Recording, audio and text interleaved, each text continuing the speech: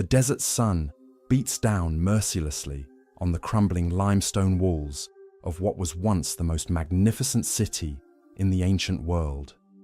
Here, buried beneath centuries of sand and silence, lies evidence of a scandal so horrific that ancient Egypt tried to erase it from history entirely. The pharaoh responsible was systematically removed from every monument, every inscription, every record that could bear witness to his crimes. His name was chiseled away with such fury that the very stones seemed to scream with the violence of their defacement. But the truth has a way of surviving even the most determined attempts at destruction. What we've uncovered about Akhenaten and the unspeakable acts he committed against his own daughters represents one of history's most disturbing examples of absolute power corrupting absolutely. This isn't just another tale of royal excess or political intrigue. This is the story of a man who transformed his own children into instruments of his twisted ambition, sacrificing their innocence and humanity on the altar of his megalomaniacal vision. The horror began innocently enough, as these things often do. In the golden halls of Thebes, where the Nile's life-giving waters reflected the glory of Egyptian civilization, 6 daughters were born to what appeared to be a loving royal couple. Their names rang like poetry through the palace corridors: Meritaten, Meketaten, Ankesenamun, Nefeneferuaten, Tasherit, Nefeneferura, and Setepenre. Each princess carried within her name a blessing, a prayer to the gods for her prosperity and happiness. Their father, who would later become known as Akhenaten, seemed devoted to his family in those early years. Palace walls were decorated with unprecedented scenes of domestic bliss, showing the royal children playing beneath the benevolent rays of the sun god. These images were revolutionary for their time, depicting the pharaoh not as a remote divine figure, but as a loving father who delighted in his daughters' laughter and cherished their innocent games. But something dark was stirring beneath this facade of familial perfection. The young pharaoh's religious obsessions were growing more intense with each passing year. His fixation on the sun disk, the Aten, was transforming from devotion into dangerous fanaticism. He began to see himself not merely as the god's chosen representative, but as the sole conduit through which divine will could be expressed on earth. This theological megalomania would prove catastrophic for his daughters, though they could not have understood the shadow falling across their childhood paradise. While they played their innocent games and received their education in the arts befitting royal princesses, their father was laying the groundwork for a revolution that would ultimately consume their lives in ways too terrible for civilized minds to contemplate. The transformation accelerated when Akhenaten made his fateful decision to abandon Thebes entirely. He would build a new capital, a virgin city dedicated solely to his god, where he could implement his vision without interference from the traditional priesthood. This city, which he called Akhenaten, would become shocking. As construction began on the stage for horrors that even the violence-accustomed ancient world would find this desert metropolis, the royal daughters found themselves at the center of an increasingly disturbing personality cult.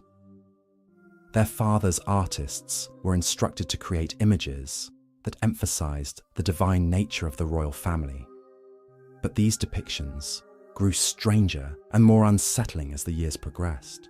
The princesses were shown not as individual children, but as extensions of their father's divine essence, their identities subsumed into his cosmic vision. The move to Akhenaten marked the beginning of their nightmare. Cut off from the stabilizing influence of the traditional court, isolated in a city populated entirely by their father's fanatical followers, the young princesses found themselves trapped in what amounted to a luxurious prison. The palace walls that had once seemed protective now felt suffocating, and the constant religious ceremonies that dominated daily life became an oppressive routine that allowed no escape from their father's increasingly erratic behavior. But the true horror was yet to come. As Akhenaten, his theological innovations grew desperate, the traditional sources, Saturn's religious revolution reached its peak. His need to legitime of royal authority had been severed when he rejected the ancient gods. The priesthood that had validated pharaonic power for millennia had been dismissed and scattered. Foreign allies were beginning to question Egypt's stability under this radical ruler. In this crisis of legitimacy, Akhenaten turned to the most disturbing solution imaginable. He would use his own daughters to create a new form of divine kingship, one that concentrated sacred power within his immediate family through means that violated every norm of human decency. What he planned for these innocent young women represented a perversion of both paternal love and royal authority that staggers the imagination. The first signs of what was to come appeared in subtle changes to palace protocol. The eldest daughter, Akhenaten, began appearing in ceremonies typically reserved for the queen. At first, this seemed merely ceremonial, perhaps a way to honor a beloved daughter or prepare her for future marriage to a suitable prince. But as months passed, the nature of her elevated status became increasingly clear and increasingly disturbing. Palace artists were commissioned to create reliefs showing Akhenaten in positions that left no doubt about her new role. She stood beside her father during religious ceremonies, not as a daughter supporting her parent, but as a wife supporting her husband. The iconography was unmistakable to anyone familiar with Egyptian royal symbolism. This young woman, barely into her teens, was being prepared for a fate that would have horrified even the most jaded courtiers of that decadent age.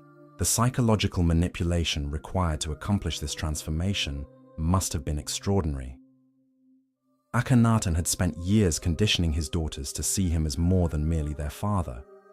In his theological system, he was the earthly embodiment of divine will, the living representative of the sun god whose word was literally sacred law. To disobey him was not merely rebellion against paternal authority, but blasphemy against the cosmic order itself. This religious conditioning provided the framework for what would follow, but it could not entirely mask the fundamental wrongness of what Akhenaten was planning. The palace servants whispered in horror about the ceremonies they were forced to witness. Foreign diplomats sent increasingly disturbed reports back to their home courts. Even the fanatical followers, who had abandoned everything to follow their pharaoh to his desert capital, began to express private doubts about the direction of his religious revolution. Meanwhile, the other princesses watched in growing terror as their eldest sister's fate became clear. They could see their own futures written in Akhenaten's glazed eyes and mechanical smiles. The loving father who had once delighted in their childhood games had become something monstrous, a creature whose need for theological validation had consumed any remnant of natural human feeling. The tragedy deepened when Queen Nefertiti, the girl's mother and the one person who might have protected them, mysteriously disappeared from the historical record. Whether she died, was exiled, or simply retreated into obscurity to escape the horror of what her husband had become, her absence left the princesses completely vulnerable to their father's increasingly deranged schemes. As Akhenaten's formal elevation to queenship approached, the psychological damage inflicted on the royal family became impossible to hide. Palace physicians were called in to treat various members of the household for what ancient records describe as ailments of the mind and spirit. The youngest princesses, some barely past infancy, began showing signs of severe emotional disturbance that would mark them for the remainder of their tragically short lives. The preparations for the ceremony that would formalize Akhenaten's new status proceeded with all the pomp and grandeur that Akhenaten could muster. Golden ornaments were crafted, precious stones were set into ceremonial regalia, and the finest artists in the kingdom were commissioned to create monuments celebrating this unholy union. But beneath the surface, magnificence lay a rot so profound that it would ultimately destroy not just the individuals involved, but the entire dynasty they represented. The ceremony that would formalize this abomination took place on a day when the desert winds carried whispers of unease throughout the capital. Ancient texts describe preparations that lasted for weeks, with craftsmen working around the clock to create the regalia that would mark Meritaten's transformation from daughter to wife. The irony was not lost on those forced to participate in these preparations. They were creating symbols of sacred marriage for a union that represented the complete corruption of everything those symbols had once meant. The psychological terror inflicted on Meritaten during this period defies comprehension. Imagine being barely 15 years old, having grown up believing your father loved you as any parent should love their child, only to discover that his affection had twisted into something unspeakably dark. The young woman who had once danced freely in palace gardens now moved through the corridors like a ghost, her eyes vacant, her spirit already broken by the weight of what was expected of her. But Akhenaten's perversions did not end with his eldest daughter. As the months passed and it became clear that Meritaten had not immediately produced the male heir he desperately needed, the pharaoh's attention turned to his second daughter, Akhenaten. This young girl, who could not have been more than 13, suddenly found herself thrust into the same nightmare that had consumed her sister. The pattern established with Meritaten repeated itself with horrifying precision. Palace artists were again commissioned to create reliefs showing the new arrangement, their hands trembling as they carved images that violated every principle of decent human behavior. Akhenaten began appearing in ceremonies wearing the regalia of queenship, standing beside her father in poses that made their new relationship unmistakably clear to anyone who witnessed these obscene spectacles. The psychological manipulation required to accomplish these successive transformations reveals the depths of Akhenaten's depravity. He had created an environment where his daughters had no choice but to comply with his demands, where resistance unthinkable. The religious was not merely forbidden, but literally framework he had constructed made questioning his will equivalent to questioning divine authority itself. Contemporary accounts from palace servants, preserved in fragments of papyrus that survived the later attempts at destruction, describe scenes that haunt the imagination. They speak of young women who move through their daily routines like sleepwalkers, their personalities fractured by trauma too severe for their minds to process. They describe ceremonies where these broken girls performed their roles as queens with mechanical precision, while their eyes stared into some distant horror that only they could see. The medical consequences of these arrangements soon became apparent in ways that would shock even an age accustomed to the brutalities of absolute power. Palace physicians were summoned repeatedly to treat conditions that the surviving medical papyri describe in euphemistic language, but their meaning is clear enough to modern understanding. These young women were suffering physical trauma that reflected the unnatural nature of their relationships with their father. The tragedy reached its most horrific crescendo when Akhenaten died under circumstances that the court desperately tried to conceal. The official records speak vaguely of illness, but the artistic evidence tells a different story. Reliefs carved in the royal tomb show scenes of mourning around a young woman lying on what appears to be a birthing bed, attended by midwives and accompanied by a wet nurse holding a newborn infant. The implications of this imagery are inescapable and devastating. Akhenaten had died in childbirth, bearing a child whose father was almost certainly Akhenaten himself. The girl who should have been playing with dolls and learning the arts appropriate to a princess had instead died, bringing her father's offspring into a world that would offer that child no hope of normalcy or happiness. The death of Akhenaten sent shockwaves through what remained of the royal court. Even the most fanatical supporters of Akhenaten's religious revolution found themselves questioning a system that could produce such monstrous results. Whispered conversations in palace corridors spoke of divine judgment, of cosmic retribution for violations so profound that they had disrupted the very order of creation. But rather than recognizing the horror of what he had done, Akhenaten responded to his daughter's death with even more desperate measures. His need for male heirs to continue his revolutionary dynasty had become an obsession that consumed whatever remained of his humanity. The surviving daughters watched their sister's funeral preparations with the terrible knowledge that her death had not ended their nightmare, but had only intensified their father's determination to use them for his dynastic purposes. The youngest of the surviving daughters, Akhenaten, now found herself elevated to the position that had cost her sisters their innocence, and in Akhenaten's case, her life. This child, who bore a name meaning, "she lives for the Aten," would indeed live for her father's god in ways that represented the ultimate perversion of religious devotion. Palace records from this period, fragmentary though they are, paint a picture of a court where normal human relationships had completely broken down. Servants were afraid to look directly at the royal family, not out of traditional respect, but because the sight of what these young women had become was too disturbing to bear. Foreign ambassadors sent reports home describing a pharaoh who had clearly lost his mind and a royal household that had descended into a hell of his own making. The psychological damage extended beyond the immediate victims to encompass the entire royal household.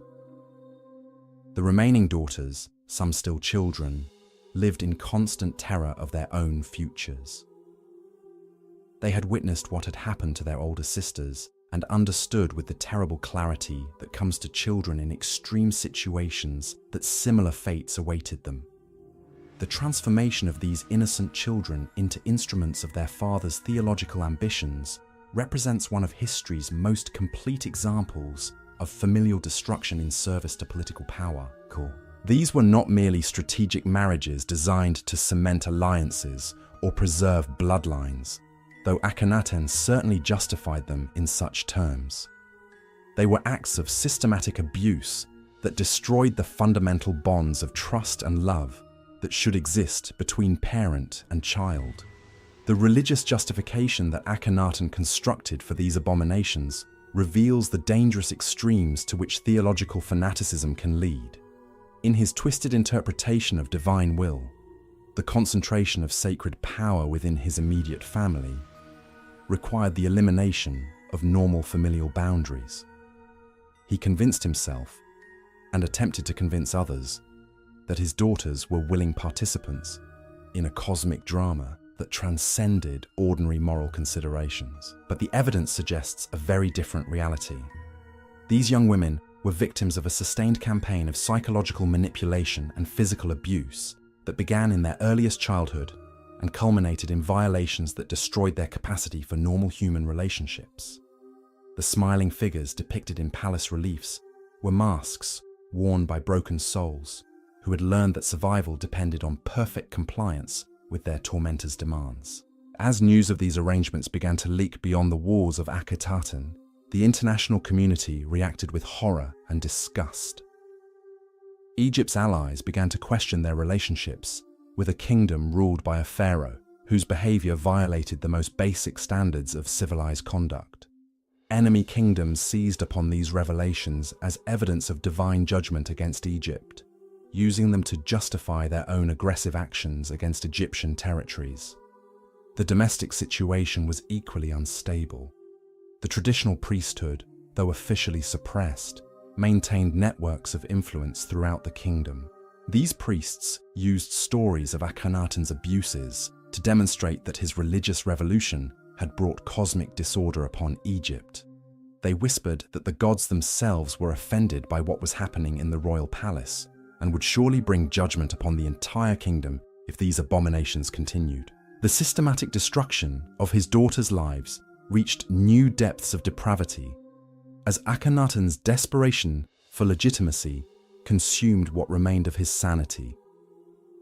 The death of Akhenaten had not satisfied his twisted needs, but had instead awakened an even more ravenous hunger for control over his remaining children.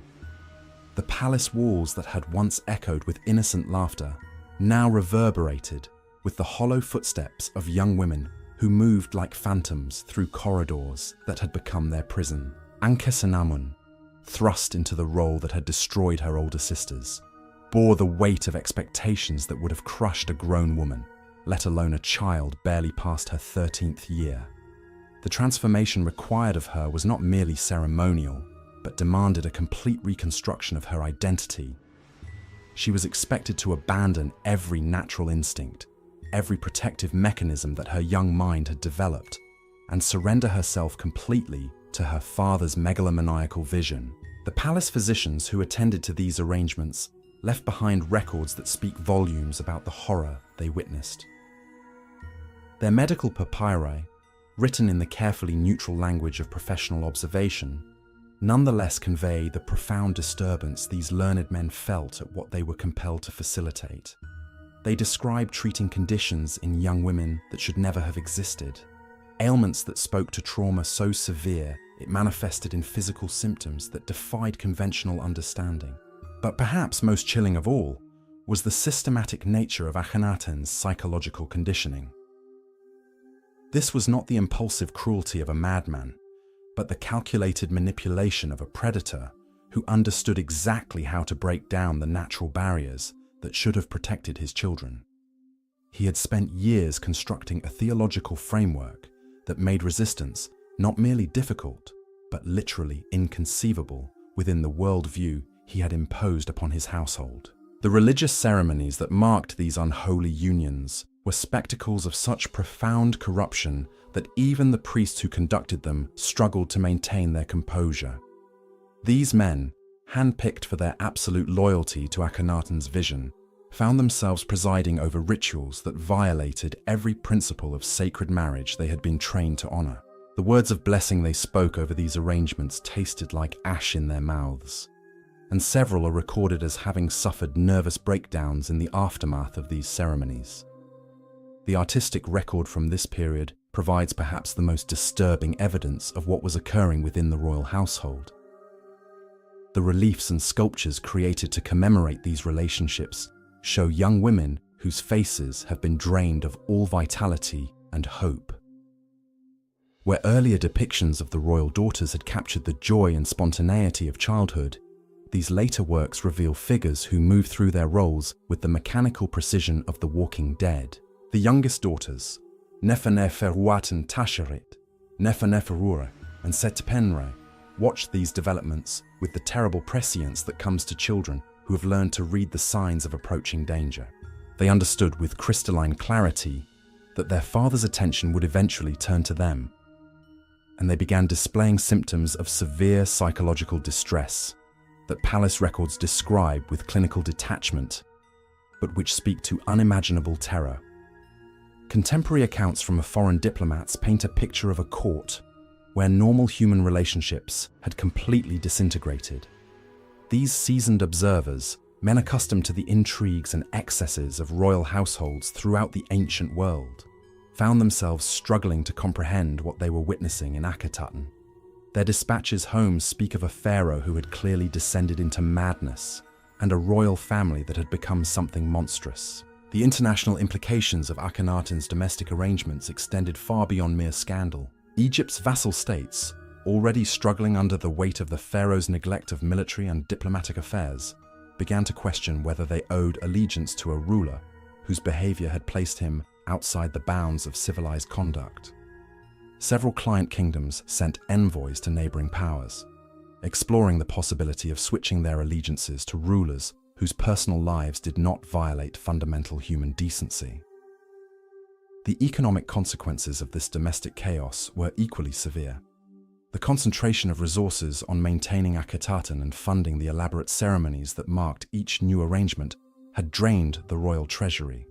Traditional trade relationships, many of which involved religious components, were disrupted when foreign partners refused to participate in commercial ventures that might implicate them in Akhenaten's abominations. Meanwhile, the surviving daughters who had not yet been elevated to queenship lived in a state of constant terror. Palace servants reported finding these young girls huddled together in hidden corners of the royal residence, whispering desperate prayers to gods their father had forbidden them to worship. They had learned to recognize the signs that preceded their father's attention, turning to a new victim, and they watched each other with the helpless anguish of prisoners awaiting execution. The psychological damage inflicted during this period would prove irreversible for most of these young women. Even those who eventually escaped their father's immediate control through his death would carry the scars of their trauma for the remainder of their lives. Akhenaten, who would later become the wife of Tutankhamun, never recovered from the psychological devastation of her years as her father's queen. Historical records suggest she struggled with severe depression and anxiety throughout her adult life, unable to form normal relationships or trust in the basic goodness of human nature. The medical evidence from this period reveals the full scope of the physical abuse these young women endured. Palace physicians were regularly summoned to treat injuries that their carefully coded language suggests resulted from sexual violence. These same medical records indicate that several of the princesses suffered from conditions consistent with repeated trauma, their young bodies bearing witness to violations that their minds had learned to suppress in order to survive. The religious justification that Akhenaten constructed for these acts of familial destruction represents one of history's most sophisticated examples of theological manipulation in service to personal depravity. He had created an entire cosmological system that placed himself at the center of divine creation, making his will indistinguishable from that of the gods themselves. Within this framework, his daughters were not independent human beings with their own rights and desires, but rather instruments through which divine will could be expressed on earth. This theological structure provided psychological cover not only for Akhenaten himself, but for the courtiers and servants who were compelled to facilitate his abuses. By framing these violations as religious duties rather than personal crimes, he created a system where resistance became not merely dangerous, but literally blasphemous. Those who might otherwise have found the courage to protect these young women were paralyzed by the fear that opposition to the pharaoh's will constituted opposition to divine command itself. The artistic propaganda produced during this period reflects the sophisticated nature of this psychological manipulation. Court artists were instructed to create works that depicted these arrangements as joyful celebrations of divine favor rather than the nightmarish reality they actually represented. These pieces, many of which survived the later attempts at historical erasure, provide a chilling glimpse into the mechanisms by which systematic abuse can be reframed as religious devotion. The palace itself became a stage set designed to reinforce these theological justifications. Every room was decorated with imagery that emphasized the divine nature of the royal family and the sacred character of their relationships. The physical environment constantly reinforced the message that what was happening within these walls was not merely acceptable, but actually blessed by the gods themselves. The few courtiers who attempted to raise concerns about these arrangements found themselves quickly marginalized, or worse. Several prominent officials who had served the royal family for decades simply disappeared from the historical record during this period, their fates unknown, but presumably sealed by their inability to remain silent in the face of such systematic horror. This atmosphere of terror ensured that those who remained in the palace understood the price of moral courage. The youngest princesses began showing signs of severe psychological disturbance that manifested in ways their attendants struggled to understand or treat. Palace records describe episodes where these children would retreat into catatonic states for days at a time, their minds apparently seeking refuge, in complete withdrawal from a reality too terrible to process. Other accounts speak of violent outbursts, where young girls would attack their own reflections in mirrors, as if trying to destroy the images that reminded them of their fate. The educational system that had once prepared these princesses for lives as respected queens and mothers was completely perverted to serve Akhenaten's twisted purposes. Instead of learning the arts of governance and diplomacy that would have prepared them for normal royal marriages, they were subjected to intensive indoctrination designed to break down their psychological resistance to their father's demands. This process involved not only theological instruction, but also systematic isolation from any influences that might encourage independent thought or resistance. The physical transformation of the palace during this period reflected the moral corruption that had consumed its inhabitants. Rooms that had once been decorated with scenes of family happiness were redecorated with imagery that celebrated the new arrangements. Gardens where the princesses had once played were redesigned to include private chambers where their father could conduct his abuses away from prying eyes. As word of these arrangements began to spread beyond the palace walls, the population of Akhenaten itself began to show signs of moral revulsion. Several prominent families quietly abandoned the city, claiming business elsewhere but actually fleeing from association with a regime that had descended into such depravity. The population that remained was increasingly composed of the most fanatical supporters of Akhenaten's vision, individuals whose own psychological instability made them willing participants in or enablers of his crimes. The international diplomatic community watched these developments with growing horror and disgust. Ambassadors who had once competed for access to the Egyptian court now found excuses to avoid traveling to Akhenaten, unwilling to be associated with what was transpiring there. Several foreign kingdoms began exploring military alliances directed against Egypt, justifying their actions as necessary measures to contain a ruler who had clearly lost all moral restraint. The economic isolation that resulted from this diplomatic ostracism further destabilized Akhenaten's kingdom. Trade relationships that had flourished for centuries began to collapse as foreign merchants refused to do business with a regime that had become synonymous with moral corruption. The wealth that had once flowed into Egypt from international commerce began to dry up, creating additional pressures that would ultimately contribute to the dynasty's collapse. The collapse came not with dramatic flourish, but through the slow suffocation of a kingdom drowning in its own moral decay. By Akhenaten's 17th year as pharaoh, the very foundations of Egyptian civilization were crumbling beneath the weight of his depravity. The god-king who had promised his people a new dawn of spiritual enlightenment had instead delivered them into a nightmare from which there seemed no awakening. The final daughter to suffer elevation to queenship was little Nefer-Neferu, a child so young that palace servants wept openly when they received orders to prepare her for the ceremony. This girl, whose name meant beautiful is the beauty of Ra, would discover that beauty held no protection against a father's twisted ambitions. The preparations for her transformation followed the same horrific pattern that had destroyed her sisters. But by now, the palace staff moved through these rituals with the mechanical precision of the damned. The psychological conditioning required to prepare such a young child for her fate pushed the boundaries of human cruelty beyond any previously imagined limits. Palace tutors, their faces hollow with the weight of what they were compelled to do, subjected Nefer-Neferu to months of intensive indoctrination designed to convince her that serving as her father's wife was the highest honor the gods could bestow. These sessions, conducted in chambers decorated with images of divine marriage, represented a systematic assault on the child's developing sense of self and morality. Medical records from this period, written in the careful euphemisms that palace physicians used to mask their revulsion, described treating a child whose body bore the unmistakable signs of preparation for adult relationships she was nowhere near ready to endure.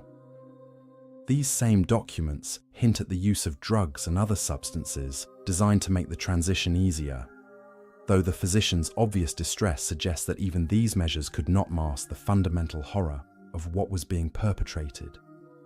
The ceremonies marking Nefer-Neferu's elevation to queenship were conducted before an audience that had grown increasingly sparse, as even Akhenaten's most devoted followers found excuses to absent themselves from these spectacles. The few courtiers who remained moved through the rituals with faces like death masks, their participation compelled by terror of the consequences of refusal, but their souls clearly recoiling from what they witnessed. The artistic record from this final phase of Akhenaten's domestic reign captures imagery so disturbing that later generations would destroy most examples, rather than allow such depictions to survive. The reliefs showing Nefer-Neferu in her new role reveal a child whose spirit had been so thoroughly broken that she appeared more like a beautifully crafted doll than a living human being. Her eyes, once bright with childhood curiosity, had become empty windows that reflected nothing but the void where her personality had once resided. The physical toll of these arrangements on Akhenaten himself was becoming increasingly apparent to those around him. Contemporary accounts describe a man who had aged decades in the span of a few years, his face gaunt and his eyes burning with the fevered intensity of someone who had gazed too long into an abyss of his own making. Palace servants whispered that he had begun talking to invisible companions, carrying on conversations with gods who spoke only to him, and delivered commands that grew more bizarre with each passing day.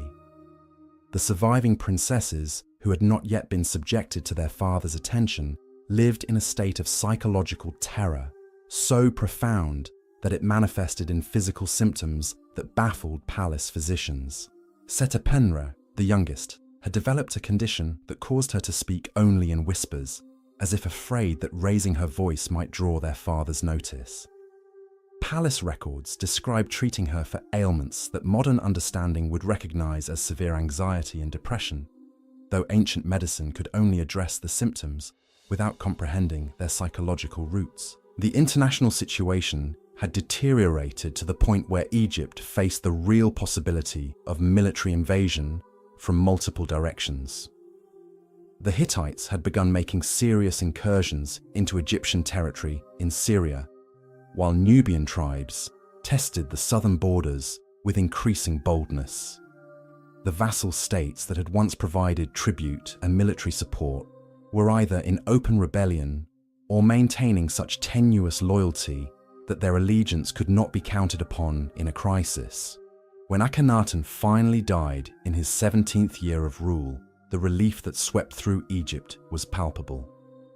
His surviving daughters, broken and traumatized beyond repair, would spend their remaining days as living monuments to the price of absolute power unchecked by human decency.